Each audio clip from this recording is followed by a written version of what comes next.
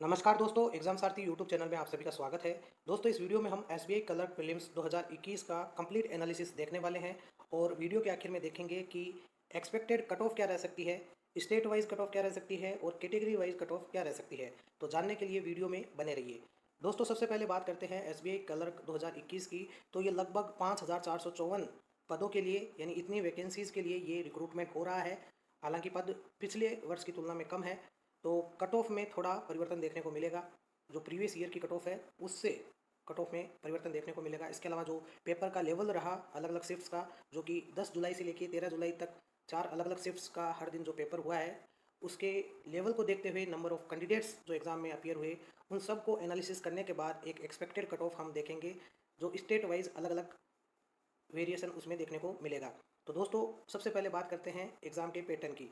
तो इंग्लिश जो सेक्शन है उसके 30 क्वेश्चंस थे और 20 मिनट्स इसके लिए अलॉटेड थे। क्वांटिटेटिव एप्टीट्यूड के 35 क्वेश्चंस 20 मिनट्स और रीजनिंग एबिलिटी के 35 क्वेश्चंस 20 मिनट्स, यानी ओवरऑल 100 क्वेश्चंस थे 60 मिनट्स में और 100 मार्क्स का ये पूरा आपका प्रीलिम्स का एग्ज़ाम हुआ। तो दोस्तों, अब आगे बढ़ते हैं और देखते हैं कि जो 10 जुलाई को प्रीलिम्स का एग्ज़ाम हुआ तो उसमें जो 4 अलग अलग शिफ्ट्स हैं उसका सेक्शन वाइज गुड अटेम्प्ट्स क्या रह सकता है। तो पूरा जो एनालिसिस है ये कैंडिडेट्स जिन्होंने एग्ज़ाम दिया उनके फीडबैक के आधार पर तैयार किया गया है। तो सबसे पहले बात करते हैं 10 जुलाई के शिफ्ट नंबर 1, यानी जो पहली शिफ्ट थी 10 जुलाई की।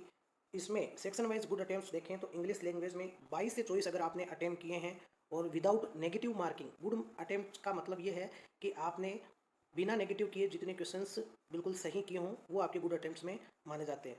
तो इंग्लिश सेक्शन में आपका शिफ्ट 1 के लिए 22 से 24 क्वेश्चन, रीजनिंग में 26 से 28 क्वेश्चंस, इसी तरीके से क्वांटिटेटिव एप्टीट्यूड में आपके 21 से 24 क्वेश्चंस गुड अटेम्प्ट्स माने जाएंगे शिफ्ट 1 10 जुलाई। इसी तरीके से शिफ्ट 2 की बात करें तो इंग्लिश सेक्शन में 19 से 22, रीजनिंग एबिलिटी में 24 से 28 और क्वांट में 22 से 25 क्वेश्चंस आपके गुड अटेम्प्ट्स माने जाएंगे। तो आपकी जो भी शिफ्ट रही हो उसके अकॉर्डिंग आप चेक करते जाइए। शिफ्ट 3 की बात करें तो 20 से 22 क्वेश्चंस इंग्लिश में, रीजनिंग में 23 से 26 क्वेश्चंस और क्वांट में 23 से 25 क्वेश्चंस। इसी तरीके से बात करें शिफ्ट 4 की तो 21 से 24 इंग्लिश सेक्शन में, रीजनिंग में 27 से 29 क्वेश्चंस और क्वांट में 21 से 26 क्वेश्चंस गुड अटेम्प्ट्स में गिने जाएंगे। दोस्तों, अब बात करते हैं हम 11 जुलाई की। 11 जुलाई की चारों शिफ्ट्स की बात करें तो शिफ्ट 1 में इंग्लिश सेक्शन में आपके गुड अटेम्प्ट्स 22 से 24, रीजनिंग में 21 से 24, क्वांट में 23 से 24। इसी तरह बात करें शिफ्ट नंबर 2 की तो 11 जुलाई की शिफ्ट नंबर 2 में इंग्लिश सेक्शन में 19 से 22, रीजनिंग में 23 से 26, क्वांट में 21 से 24 क्वेश्चंस गुड अटेम्प्ट्स माने जाएंगे। इसी तरीके से शिफ्ट 3 की बात करें तो इंग्लिश में 23 से 25, रीजनिंग में 22 से 25 और क्वांट में 19 से 24 क्वेश्चंस गुड अटेम्प्ट्स माने जाएंगे। इसी तरीके से शिफ्ट 4 में इंग्लिश सेक्शन में 1923, रीजनिंग में 26 से 28 और क्वांट में 21 से 25 क्वेश्चंस गुड अटेम्प्ट्स माने जाएंगे। तो दोस्तों, यहाँ पर आपको ये ध्यान रखना है कि जो गुड अटेम्प्ट्स हैं उसका अर्थ ये है कि जितने क्वेश्चंस आपने अटेम्प्ट किए हैं विदाउट नेगेटिव किए हुए, यानी जितने क्वेश्चंस आपने बिल्कुल सही किए हैं और नेगेटिव नहीं किए हैं उनको गुड अटेम्प्ट्स में गिने जाएंगे। दोस्तों, आगे बढ़ते हैं और देखते हैं कि जो 12 जुलाई है उनकी जो 4 शिफ्ट्स हैं, 12 जुलाई की जो 4 शिफ्ट्स हैं उसमें क्या गुड अटेम्प्ट्स हो सकते हैं। तो शिफ्ट नंबर 1 में 23 से 24 इंग्लिश सेक्शन में, रीजनिंग में 23 से 25, इसी तरीके से क्वांट सेक्शन में 24 से 28 क्वेश्चंस। शिफ्ट 2 की बात करें तो इंग्लिश में 22 से 24, रीजनिंग में 22 से 26 और क्वांट में 21 से 26 क्वेश्चंस गुड अटेम्प्ट्स माने जाएंगे। इसी तरीके से शिफ्ट 3 में 19 से 23 इंग्लिश सेक्शन में, रीजनिंग में 21 से 27, क्वांट में 23 से 25। शिफ्ट 4 की बात करें तो इंग्लिश सेक्शन में 20 से 24, रीजनिंग में 25 से 28 और क्वांट में अगर आपने 24 से 27 क्वेश्चंस किए हैं शिफ्ट नंबर 4 12 जुलाई को, तो ये गुड अटेम्प्ट्स की कैटेगरी में आएंगे अगर आपने कोई नेगेटिव क्वेश्चंस नहीं किए, यानी नेगेटिव अटेम्प्ट्स नहीं किए हैं। दोस्तों, अब बात करते हैं 13 जुलाई को जो 4 शिफ्ट हुई उनमें सेक्शन वाइज गुड अटेम्प्ट्स क्या हो सकते हैं। तो जो कैंडिडेट्स का फीडबैक मिला शिफ्ट 1 का, 13 जुलाई की जो शिफ्ट 1 है इसमें इंग्लिश सेक्शन में 22 से 24 क्वेश्चंस अगर आपने किए हैं तो गुड अटेम्प्ट्स हैं विदाउट किसी नेगेटिव अटेम्प्ट के।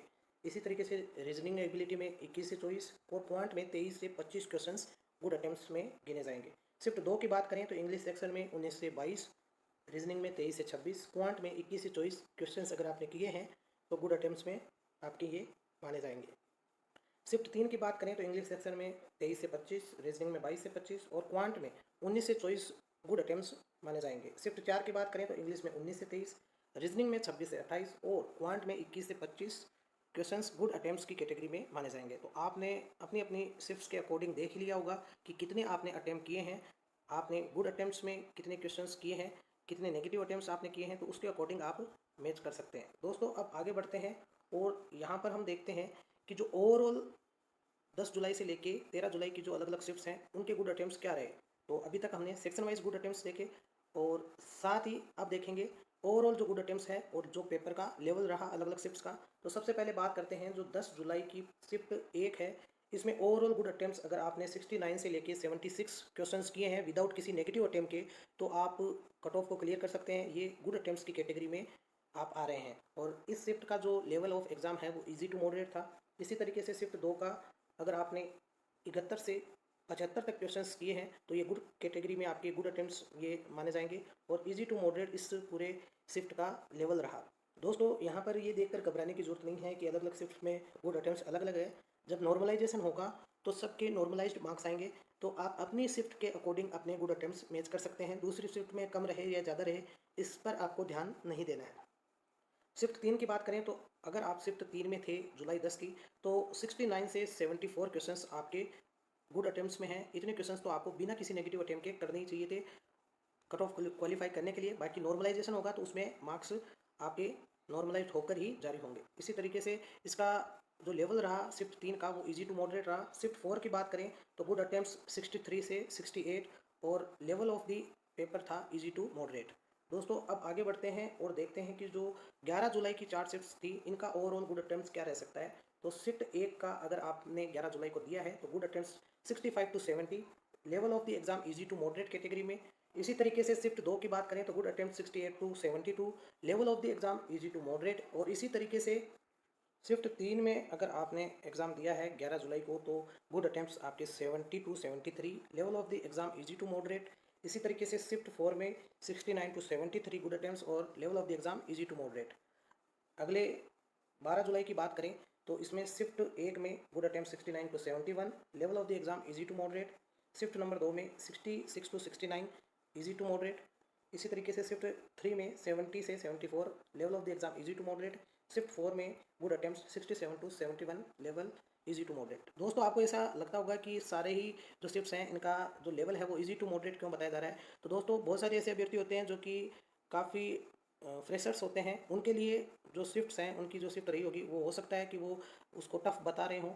लेकिन जो कैंडिडेट्स काफ़ी समय से बैंक एग्जाम्स की तैयारी कर रहे हैं, खास तौर पर एसबीआई कलर की, तो उनके लिए जो ओवरऑल जो लेवल रहा है शिफ्ट्स का वो इजी टू मॉडरेट रहा है। क्योंकि अगर आप 69 टू 71 क्वेश्चंस अटेम्प्ट कर लेते हो बिना किसी नेगेटिव अटेम्प्ट के, तो पेपर का लेवल जो है वो इजी टू मॉडरेट ही माना जाएगा। अगर आप 60 क्वेश्चंस ही अटेम्प्ट नहीं कर पाते हो किसी शिफ्ट में, यानी गुड अटेम्प्ट्स आपके जो आप बिना नेगेटिव किए कर पाते हो, तब वो पेपर ज़रूर टफ माना जाता है। लेकिन अगर आप 60 प्लस 70-80 तक क्वेश्चंस करते हो तो वो इजी टू मॉडरेट की श्रेणी में ही आएगा पेपर का जो लेवल है। तो उसके अकॉर्डिंग यहाँ easy to moderate overall shift को एवरेज बताया जा रहा है। दोस्तों अब बात करते हैं 13 जुलाई को जो हमारी शिफ्ट्स हुई 4, उसमें कौन कौन सी गुड अटेम्प्ट्स आप मान सकते हैं पूरी अलग अलग शिफ्ट्स का। तो शिफ्ट 1 में good attempt 65 to 70 easy to moderate. इसी तरीके से शिफ्ट 2 में good attempt 68 to 72, level of the exam easy to moderate. Shift 3 70 to 73, इसी तरह इसका जो लेवल है वो easy to moderate. Shift number 4 में 69 टू 73 अगर आपने किए हैं तो गुड अटेम्प्ट्स माने जाएंगे। पेपर का जो लेवल है वो इजी टू मॉडरेट। तो ओवरऑल जो एसबीआई क्लर्क प्रीलिम्स 2021 का एनालिसिस किया जाए, जो कैंडिडेट्स का फीडबैक मिला है उसके अकॉर्डिंग देखा जाए तो ये एग्जाम इजी टू मॉडरेट की कैटेगरी में रखा जाएगा। ये एक एवरेज एनालिसिस है। हो सकता है किसी शिफ्ट में थोड़ा सा पेपर टफ रहा हो, तो उस एक शिफ्ट की वजह से ओवरऑल एग्जाम को टफ नहीं कहा जा सकता, क्योंकि नॉर्मलाइजेशन होगा, सभी शिफ्ट्स का नॉर्मलाइजेशन होगा, तो पूरा जो ओवरऑल एग्जाम है वो इजी टू मॉडरेट कैटेगरी में माना जाएगा। दोस्तों अब बात कर लेते हैं कि कट ऑफ क्या रह सकती है। तो उसके लिए आपको प्रीवियस ईयर की कट ऑफ पर थोड़ा सा ध्यान देना होगा। तो दोस्तों प्रीवियस ईयर की जो कट ऑफ थी उसमें आप देख सकते हैं स्टेट वाइज ये कट ऑफ है। और आपको बता दें कि 2020 का जो प्रीलिम्स हुआ था उसमें जो कट ऑफ रही थी उसमें नंबर ऑफ़ कैंडिडेट्स इस जो इस बार की जो वैकेंसी है उसकी तुलना में वैकेंसीज़ ज़्यादा थी 2020 में, और इस बार वैकेंसीज़ कुछ कम है। तो उसको ध्यान में रखते हुए और जो एक हमेशा का पैटर्न रहा है कि जो भारत के जो बीच के हिंदी भाषी राज्य हैं वहाँ की कट ऑफ लगभग एक जैसी रहती है। बाकी जो ऊपर के स्टेट्स हैं जैसे कि दिल्ली, हरियाणा, पंजाब, इस साइड के जो कैंडिडेट्स हैं यानी यहाँ की जो इस रीजन की जो कट ऑफ है वो हाई रहती है, बजाय कि जो बीच के स्टेट्स हैं जैसे राजस्थान, मध्य प्रदेश, उड़ीसा, इनकी जो कट ऑफ रहती है लगभग सिमिलर रहती है, कभी कभी ऊपर नीचे होता है। बाकी जो नीचे के स्टेट्स हैं उनमें केरला को छोड़ करके बाकी जो स्टेट्स हैं उनकी कट ऑफ लगभग कम ही रहती है, राजस्थान, मध्य प्रदेश या फिर उड़ीसा आदि की अपेक्षा कम ही रहती है। तो यहाँ पर हम देख सकते हैं, राजस्थान की बात करते हैं। सबसे पहले राजस्थान की जो कट ऑफ प्रीवियस ईयर में रही 68.75। तो राजस्थान के पैरेलल जो स्टेट्स हैं जैसे कि मध्य प्रदेश है, ये आप देखें लगभग राजस्थान के बराबर। इसी तरीके से आगे जाएंगे तो झारखंड लगभग राजस्थान के बराबर, और फिर चलते हैं छत्तीसगढ़, तो यहाँ पे भी राजस्थान के बराबर। बिहार की देखेंगे आप तो यहाँ पे भी राजस्थान के लगभग बराबर, पूरा ही बराबर है। इसी तरीके से एक और स्टेट आप इसी कैटेगरी में इंक्लूड कर सकते हैं, वेस्ट बंगाल। यानी कि ये जो बीच के स्टेट्स हैं यहाँ की कट ऑफ लगभग बराबर रहती है। और अब देखेंगे कि जो इन स्टेट से ये जो लाइन बन रही है बीच के स्टेट्स की, इसके ऊपर के जो स्टेट्स हैं उनकी कट ऑफ हमेशा हाई रहती है। इसमें आप इस कैटेगरी में आंध्र प्रदेश को भी लगभग ले सकते हैं। ऊपर के आप स्टेट्स देखेंगे तो चंडीगढ़ देख सकते हैं, दिल्ली है, इसके अलावा हरियाणा है, और ऊपर के स्टेट्स में एक ओडिशा भी इसी कैटेगरी में आ गया, बीच वाली कैटेगरी में। पंजाब है, उसमें भी कट ऑफ हाइयर है। और ऊपर के स्टेट्स में अगर देखें तो उत्तर प्रदेश, यहाँ पे भी कट ऑफ हाइयर है, उत्तराखंड में भी कट ऑफ हाइयर है। लेकिन जो नीचे के स्टेट्स हैं, इन स्टेट्स हैं जैसे कि तेलंगाना है, इसमें थोड़ी कम है, तमिलनाडु में और भी कम है, और महाराष्ट्र में और भी ज़्यादा कम है। केवल केरला ऐसा स्टेट्स है जहाँ पर ज़्यादा रहती है, बीच वाले स्टेट्स हैं। बाकी कर्नाटका हुआ, आपका गुजरात है, यहाँ पर जो कट ऑफ है वो कम रहती है। और ऊपर का स्टेट्स हैं जैसे हिमाचल प्रदेश है, इसकी यानी जो नॉर्थ ईस्ट के जो स्टेट्स हैं हिमाचल प्रदेश साइड के, वहाँ पर भी थोड़ी बहुत कट ऑफ कम रहती है इन स्टेट से। तो इसके अकॉर्डिंग भी हम एनालिसिस कर सकते हैं। तो ओवरऑल देखा जाए तो इस बार जो कट ऑफ रह सकती है उसमें हम बीच के जो स्टेट्स हैं जो कि हमने अभी देखे, उनकी कट ऑफ देखी जाए तो इस बार वो कट ऑफ रह सकती है आपकी जो 68 टू 72 के बीच। ये जनरल कैटेगरी की कट ऑफ है।